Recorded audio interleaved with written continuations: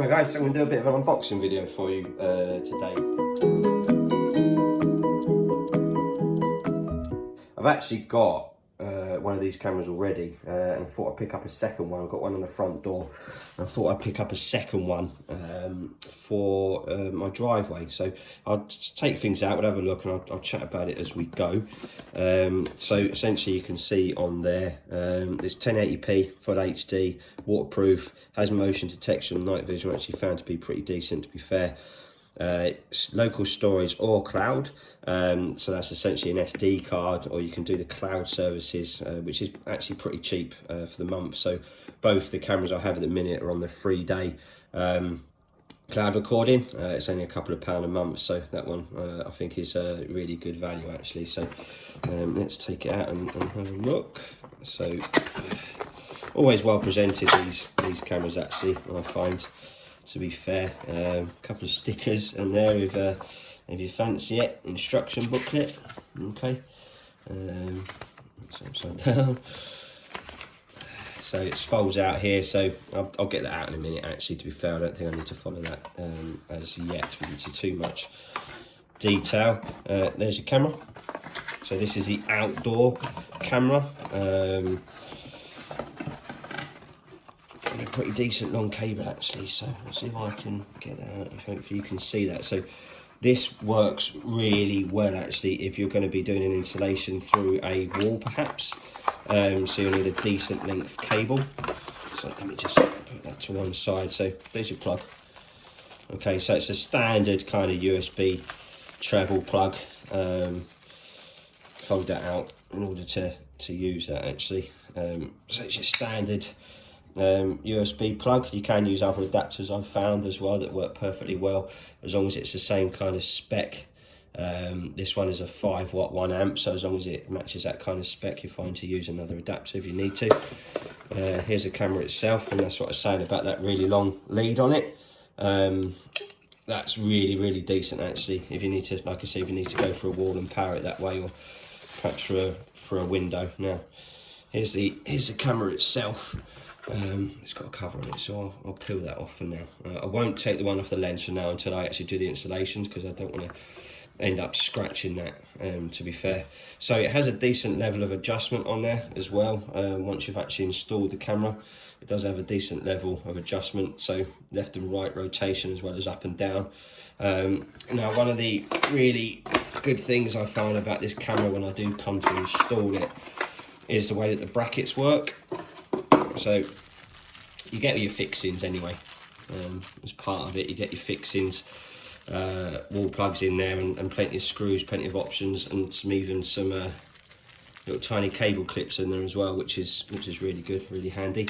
But it's this bracket that I found to be really helpful, because this enables a really easy installation. All you need is a couple of screws on there. It tells you where the top is, and once you've installed that, that just sits on the wall. So that just sits on the wall, and then it makes the installation really easy, because there's just a twist function on there. So that'll be on the wall, and then there's just a twist function. Can you see that little pin?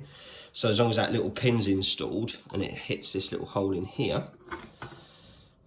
you can see how easy it is to then install. I won't do it because I might find it a bit difficult to get back out again, but that goes on the wall and that just twists on, and it makes it really easy to install and to remove the camera again should you need to actually. So one thing I'd mentioned as well already, that this does take an SD card. Okay, so you can have an SD card for local recording. That makes it easy to access the recordings on the phone, on the app essentially. But what I'd suggest is the cloud recording. I found the cloud recording to be much more reliable, I guess, much quicker, much faster to access, and it doesn't break it down into 5-minute intervals either.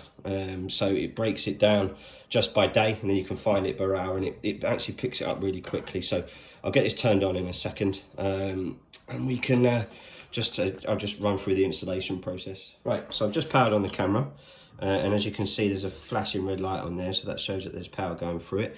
I'm just going to take you through the installation process now using the app. So I just click the add button at the top, and I click add camera.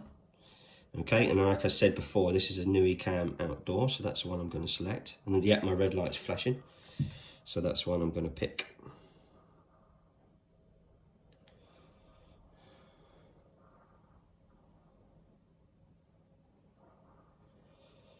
So I'm just going to do this bit off camera so it doesn't show my Wi-Fi password. So I'm going to click red light on. There we go, then it should pick up your network and it should pick up your Wi-Fi password there. If it doesn't, just make sure you've entered that. And I'm going to click next. Okay, now this is the clever bit. So this is a QR code in front of the camera. That's why I needed to take the lens off. So if I just hold that in front of the camera, it makes a sound to show that it's actually picked up that QR code and it'll start installing it. And that red light has turned to white now. So that's a white flashing LED. So then I'm going to click next on the app. And then I'm just going to wait for that to pair up. It can take, well, it says there, it can take up to, let me just make sure that's in focus. Okay, it can take up to 170 seconds, it says. So we'll just give that a minute. I may do some clever trickery here to make sure that it's all done. So you can hear there actually that the Nooie CAM just gave an indication that it had been connected, and it actually says now already that that connection has been successful.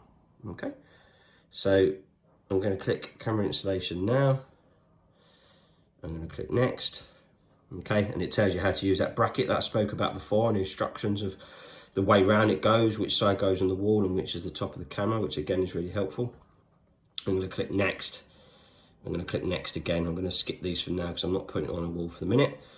Okay, I'm going to tell it that it's going to be a custom name actually. For now I'll just put backyard, but I will change it to a custom name later because you can change that after. So I'm going to change that to backyard. I'm going to say I understand the privacy policy, and then hopefully I should then see the camera will then pick up the image. You can probably see my feet and my hands, and that's me. Okay guys, hope you enjoyed this today. It's just a brief introduction, I guess, to the outdoor camera and how quickly it can be installed. If you've got any questions, just drop them in the comments below. Thank you.